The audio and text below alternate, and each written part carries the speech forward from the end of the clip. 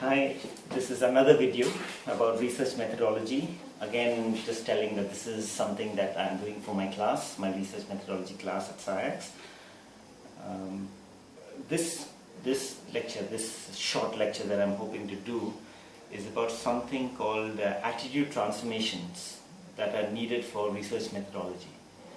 And one of the things the reason why I'm doing this is because I was thinking about the SAIACS context, the students. Many of us who come to SAIACS come from colleges that do not emphasize academic writing or academic research. And then suddenly at SAIACS we are supposed to figure it out, how to write articles, research papers, theses. How are we supposed to do it? And somehow research methodology is a course that is geared to help you in that, but it's one of those things that it actually takes time to learn. So what I was looking at was I saw that there was some kind of transformation needed in terms of what we think about research. And again, like I say, we'll be doing this in class in terms of workshops. But this is just, these videos are just for theory. Some theoretical foundation for what I'm talking about. You can ignore these videos or you can use them to help you. Okay, so I've taken some notes here, that's why I'll keep looking over here. But the goal is to just understand the attitude transformations that are needed, which I think are needed. There may be many more, but I'm just going to highlight a few. And one of the most important goal, the attitude that needs to change is that when we're reading a book,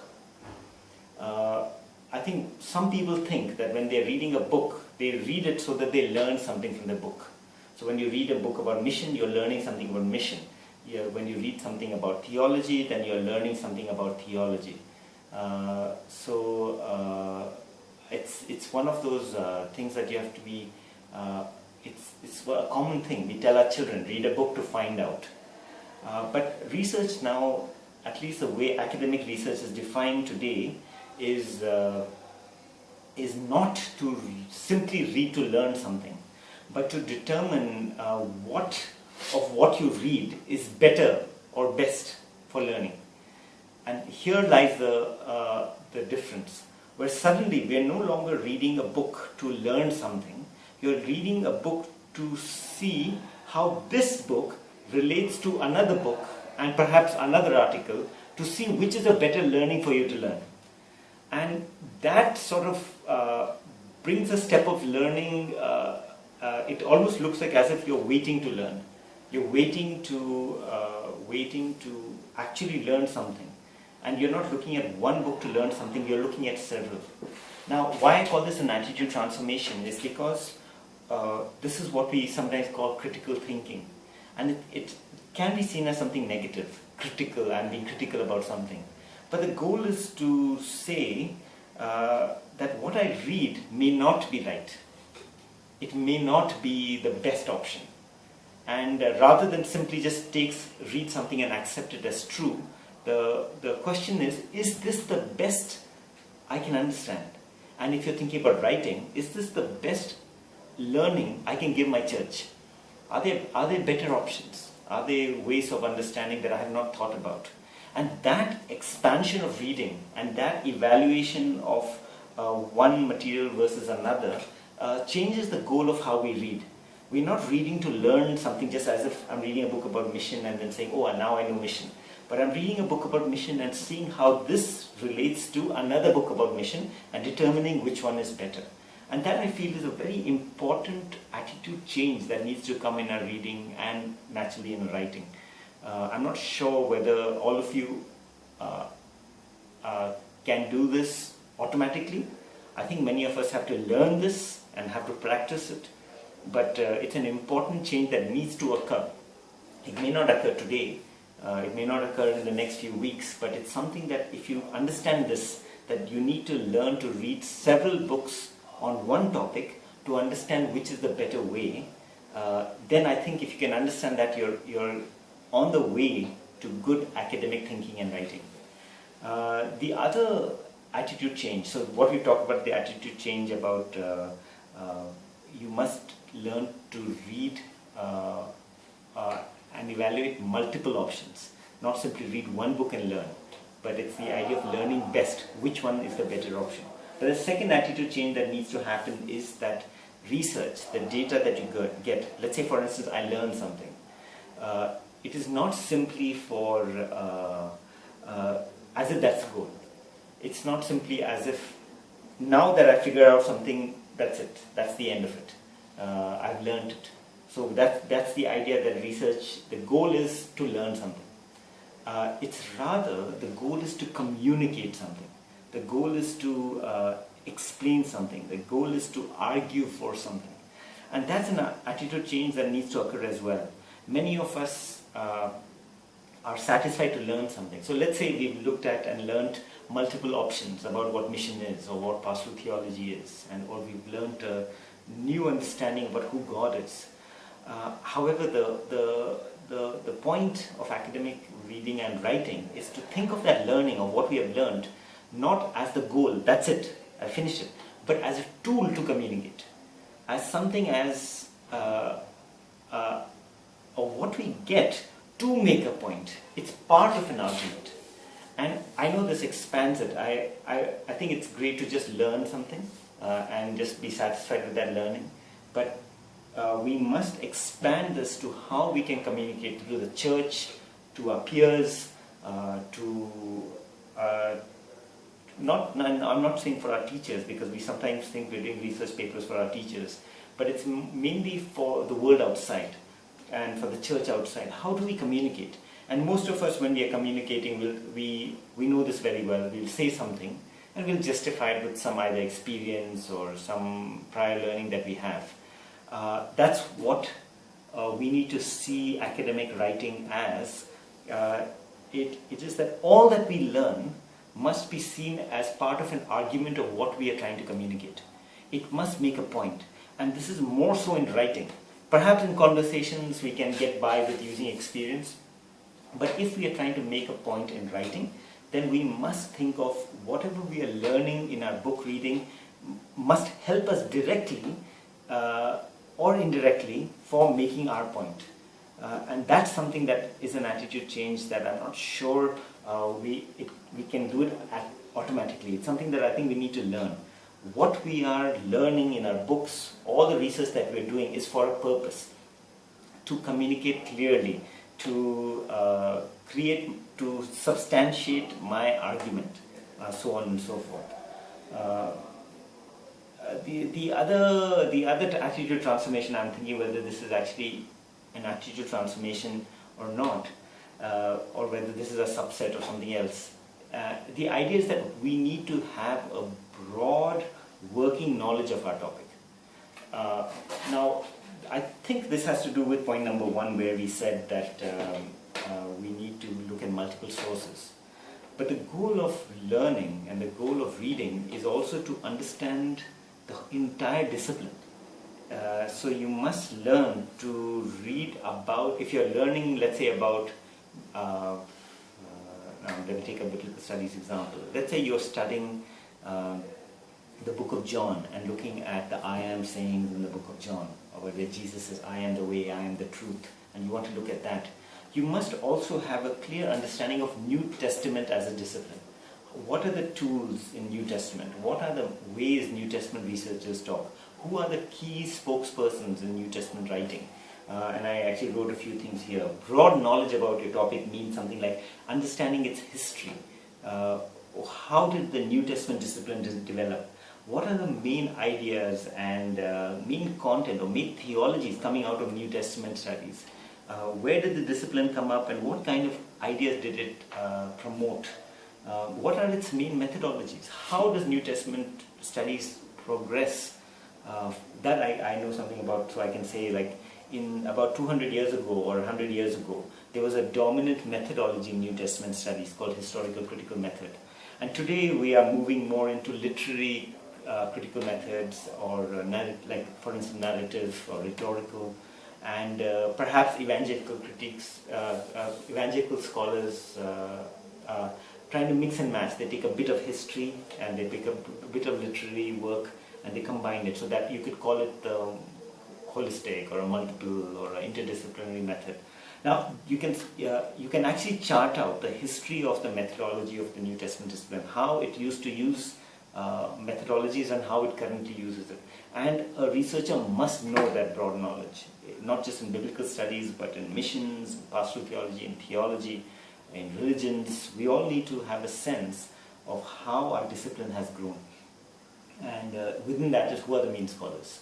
Who are the key proponents of this view? Who are the big shots? So for a theology, for instance, if I was to say the word Karl Barth, and most of our theologians will say, yes, that's a key theologian. If I was to say somebody like, I don't know, who would be the not significant one, but let's say, for instance, I would say somebody like, Nigel Kumar, for instance. Nigel Kumar is just a teacher. I'm just a teacher. I'm not the key theologian that you dialogue with. And so it's you have to know who the main scholars are, the main people in the field, rather than just taking everybody as if they're equal. You need to be able to see who is worth listening to. Of course, that doesn't mean that somebody like Ian Payne is not important, because if you read his book, and perhaps then you are able to see, hey, this is something equal to Mortman, if not Karl Barth. but that is something you must prove then, because most of us would not know about it. So you must argue for the importance of Ian Payne's work and his thinking, and then argue that this is a very substantial piece of writing. Now, so that being said, we need to know who the key theologians are. We need to know that, and the faster we know that, the better it will be in our writing, in our thinking, in understanding what the language is. The sad part of what I'm saying over here, why it's an attitude change, is because there are no shortcuts to this. You cannot just read one book to understand who the key theologians are, because what I'm asking for is not simply knowing the names of the key theologians, but to know the history of the discipline, to know its main ideas, to know its main methodologies, and for that you need to read a lot. You need to read historical works, you need to read contemporary works, you need to read multiple theologians, who is saying what. You need to recognize which theologian is better, which theologian is off on his own tangent, which writers are worth aligning yourself to, and we cannot do that without actually reading it. And if you don't read it and just hear somebody say, like for instance, I just said Karl Barth, and you said, okay, Karl Barth is important, and I'll read him, then you may find yourself just repeating what I am saying. Whereas a true academic writing would be, hey, I want to assess Karl Barth versus Emil Brunner. There's another contemporary of Karl Barth, and many people actually prefer Brunner as a theologian to Karl Barth. So perhaps you can make that decision for yourself. Who are the main people? Rather than believe Nigel, you can actually read for yourself. Read Brunner, read Barth, and see who is better. And if you don't read them, you will find yourself just repeating what other people who have read them have said. And that's dangerous in academic writing. You need to be able to make your own decisions. Now, I just talked about have a broad knowledge. So that was my third assumption. The third thing that we need to change, the attitude change, the broad reading. The other attitude that we need to change, and that's the opposite, is we need to narrow down our topics. That's something that's really hard. It's like, if I used this example earlier where I said, let's say I want to investigate drug addiction or alcoholism in Nagaland. It's a very clear problem that's facing that area. The reason I know it is because many people have done their thesis on that topic, and many people are working in that region, in that area. But how is, if I just say drug addiction or alcoholism in Nagaland, that is too broad.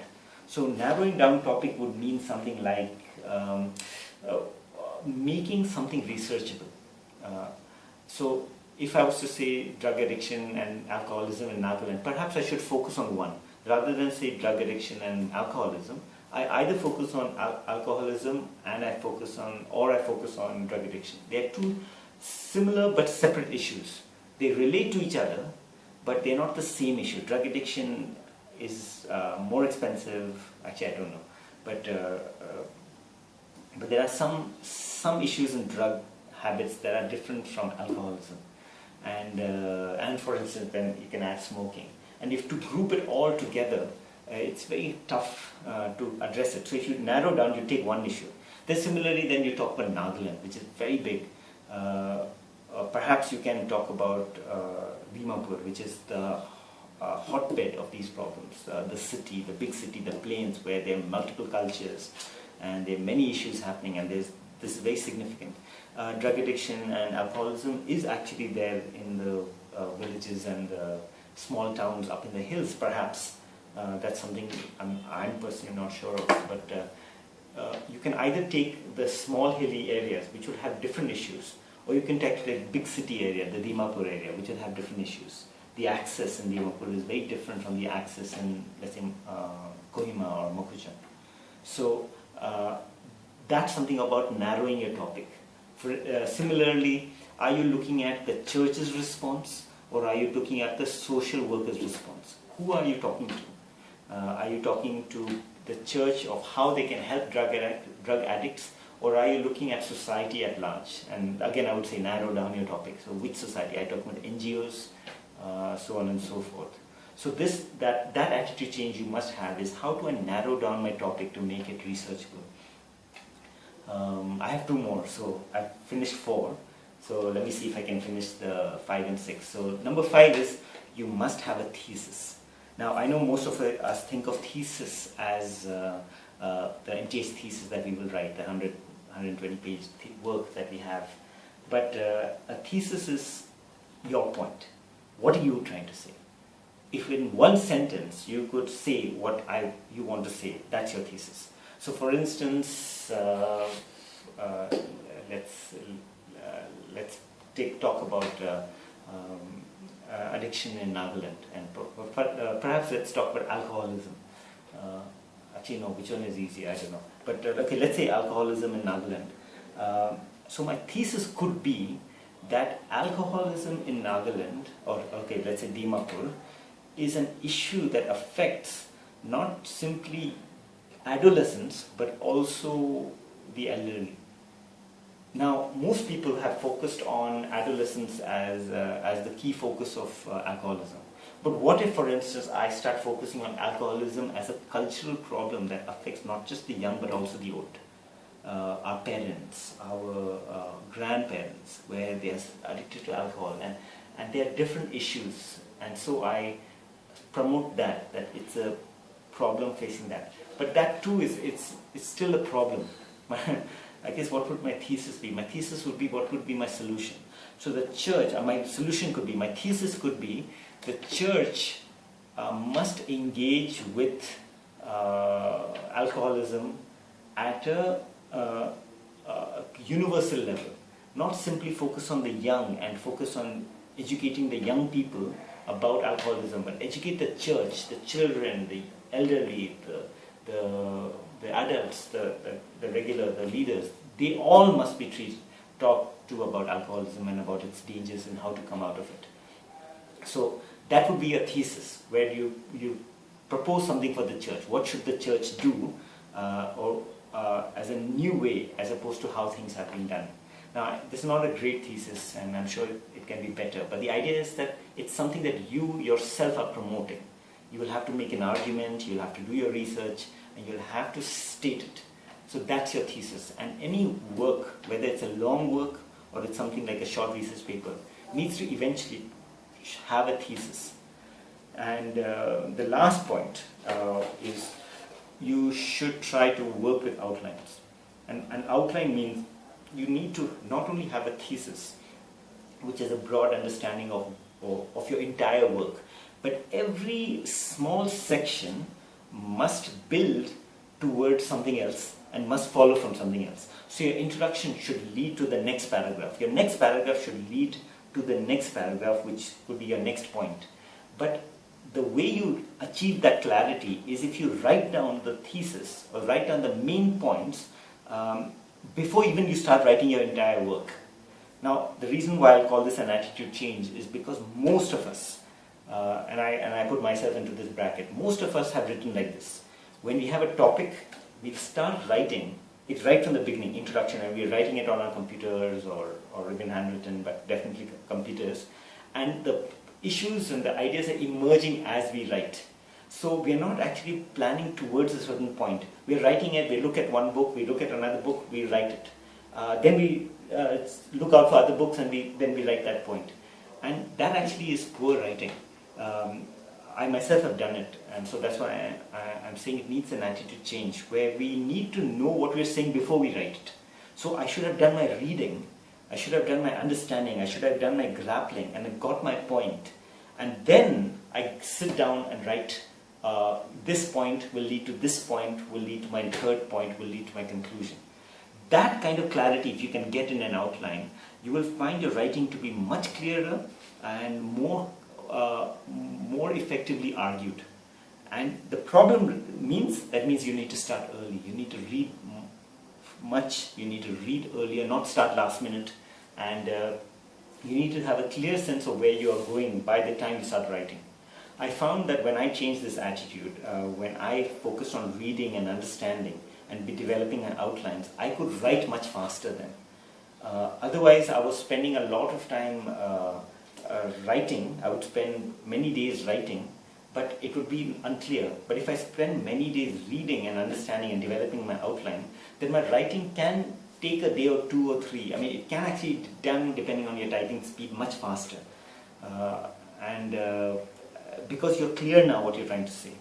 So those are the 6 attitude changes. I'm sure there are more, but these are the 6 I felt important to share. That the goal of research is not simply to learn from a book, but to determine what of what we read is best, more worthy to learn from, to evaluate which one is the best thing to learn from.